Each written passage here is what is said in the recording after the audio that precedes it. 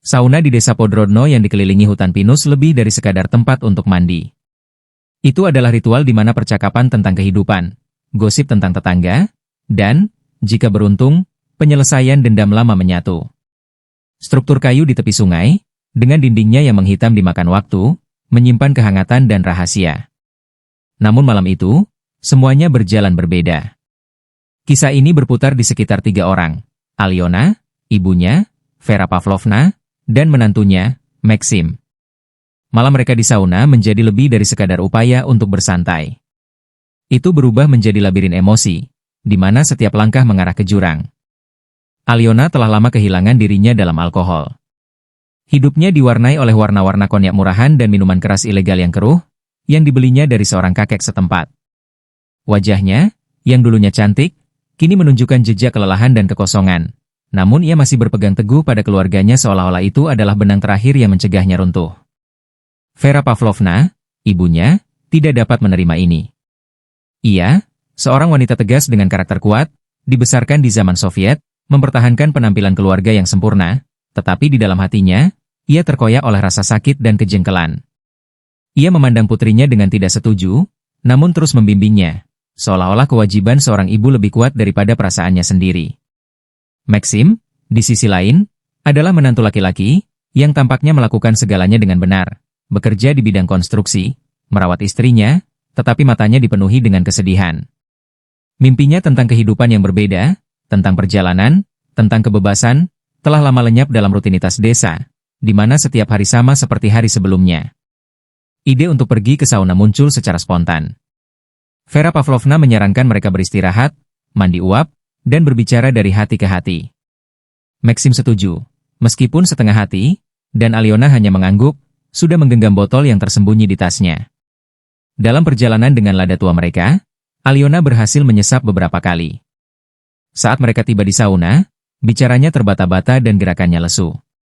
Ia hampir tidak bisa keluar dari mobil, bersandar pada Maxim, yang diam-diam menopangnya, tetapi tatapan Maxim berkedip-kedip karena kelelahan. Vera Pavlovna, dengan bibir terkatup rapat, memperhatikan putrinya. Matanya mengungkapkan segalanya, campuran rasa iba, marah, dan tak berdaya. Ia tahu Alyona akan kembali ke dunianya, meninggalkannya dan Maxim untuk menghadapi masalah-masalahnya. Sauna menyambut mereka dengan panas.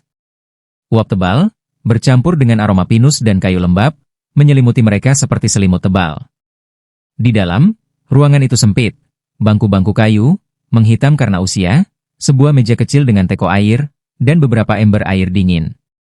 Maxim melihat sekeliling, mencoba menemukan sesuatu yang familiar di tempat ini, tetapi semuanya terasa asing. Uapnya terlalu tebal, keheningannya terlalu mencekam. Alyona ambruk di bangku, tubuhnya berayun seperti pendulum. Ia menggumamkan sesuatu yang tidak dapat dimengerti, dan tangannya meraih tasnya, tetapi Vera Pavlovna meraihnya dengan tajam. "Cukup," bentak. Suaranya terdengar seperti baja. Alyona hanya menyeringai dan menutup matanya, bersandar ke dinding. Maxim menuangkan vodka dari botol yang mereka bawa. Dia minum bukan untuk kesenangan, tetapi untuk menenggelamkan kekosongan di dalam dirinya. Vodka itu membakar tenggorokannya, tetapi tidak memberikan kelegaan. Dia merasa sauna itu mencekiknya, seolah-olah dinding-dindingnya semakin mendekat setiap menitnya. Vera Pavlovna, sebaliknya, tampak bersemangat. Dia melepaskan handuknya, menyesuaikannya di sekitar pinggulnya, dan mulai memijat bahunya, seolah-olah melepaskan ketegangan. Gerakannya tiba-tiba, tetapi mengandung energi. Dia bercanda, melontarkan sindiran dan komentar tentang tetangga dan cuaca, tetapi tawanya terdengar tidak wajar, terlalu keras untuk ruangan yang sempit itu. Maxim memperhatikan bagaimana tatapannya sesekali tertuju padanya, tajam, mencari, seolah-olah dia melihat sesuatu dalam dirinya yang tidak dia sendiri lihat. Uap semakin tebal, dan udara terasa seperti diiris pisau. Alyona sudah tertidur. Napasnya berat, tersengal-sengal. Ia berada di suatu tempat yang jauh, di dunianya sendiri, di mana tidak ada sauna, tidak ada keluarga, tidak ada masalah. Maxim menatapnya, dan campuran rasa iba dan jengkel muncul di dadanya. Ia pernah mencintainya, tetapi sekarang cinta itu lebih merupakan kebiasaan daripada perasaan. Vera Pavlovna, menyadari tatapannya, berkata pelan, dia selalu seperti ini. Kau tahu, memang begitu. Suaranya lembut, tetapi ada sesuatu yang lain di dalamnya. Sebuah petunjuk yang tidak langsung dipahami Maxim. Ia duduk lebih dekat. Terlalu dekat. Lututnya menyentuh kakinya, dan ia merasakan tubuhnya menegang. Tenang, Maxim, katanya, menatap matanya. Tangannya diletakkan di bahunya, seolah-olah secara tidak sengaja, tetapi jari-jarinya menempel lebih lama dari yang seharusnya. Ia mencoba menarik diri, tetapi tatapannya seperti magnet. Kau tidak seperti dia, tambah Vera Pavlovna, dan suaranya menjadi lebih pelan, hampir intim. Ia sedikit mencondongkan tubuh, dan handuknya bergeser, memperlihatkan bahunya. Ini bukan kebetulan. Maxim merasakan jantungnya berdetak lebih cepat. Dia tahu seharusnya dia berhenti, tetapi sesuatu dalam sikapnya, dalam kepercayaan dirinya, membuatnya tetap di tempat. Vera. Sauna di desa Podrodno yang dikelilingi hutan pinus lebih dari sekadar tempat untuk mandi.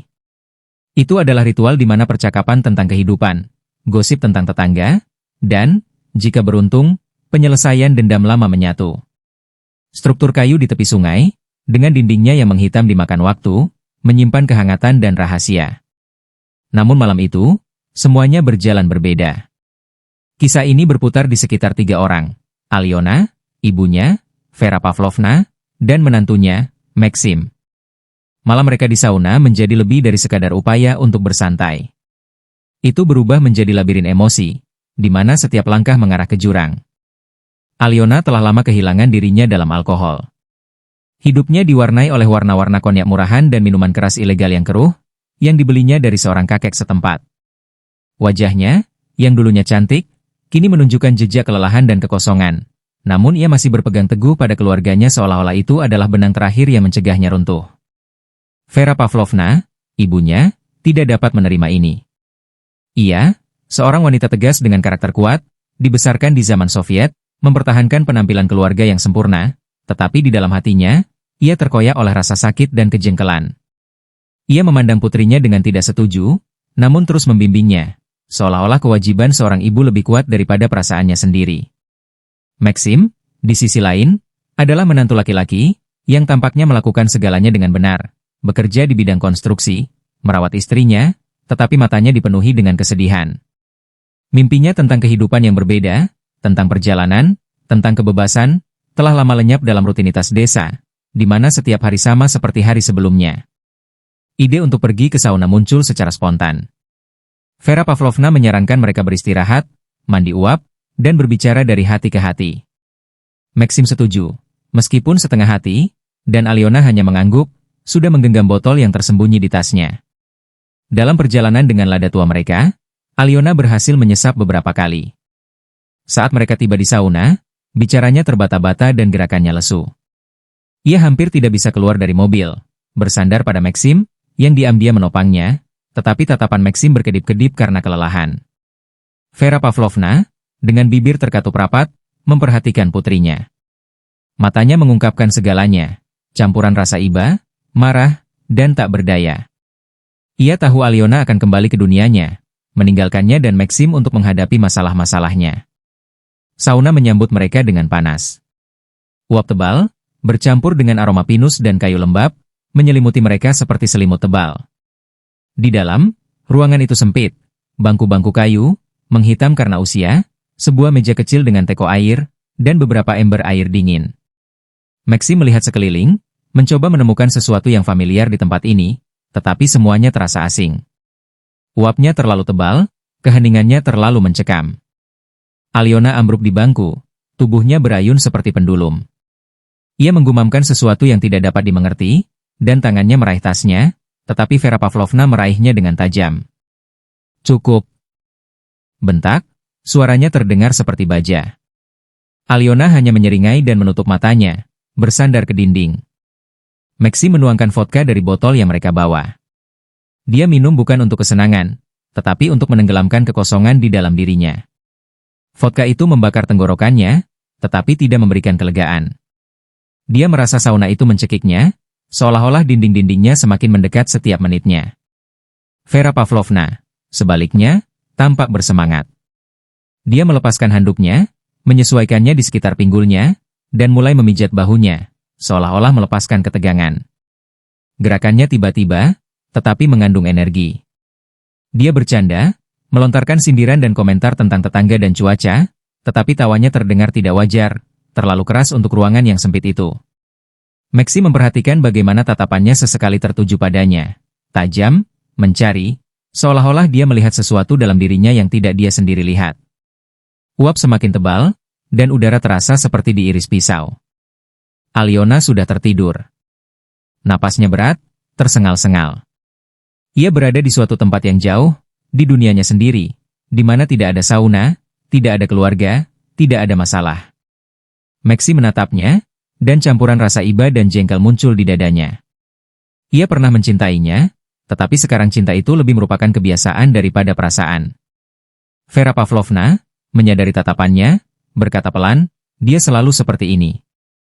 Kau tahu, memang begitu. Suaranya lembut, tetapi ada sesuatu yang lain di dalamnya. Sebuah petunjuk yang tidak langsung dipahami Maxim. Ia duduk lebih dekat. Terlalu dekat. Lututnya menyentuh kakinya, dan ia merasakan tubuhnya menegang.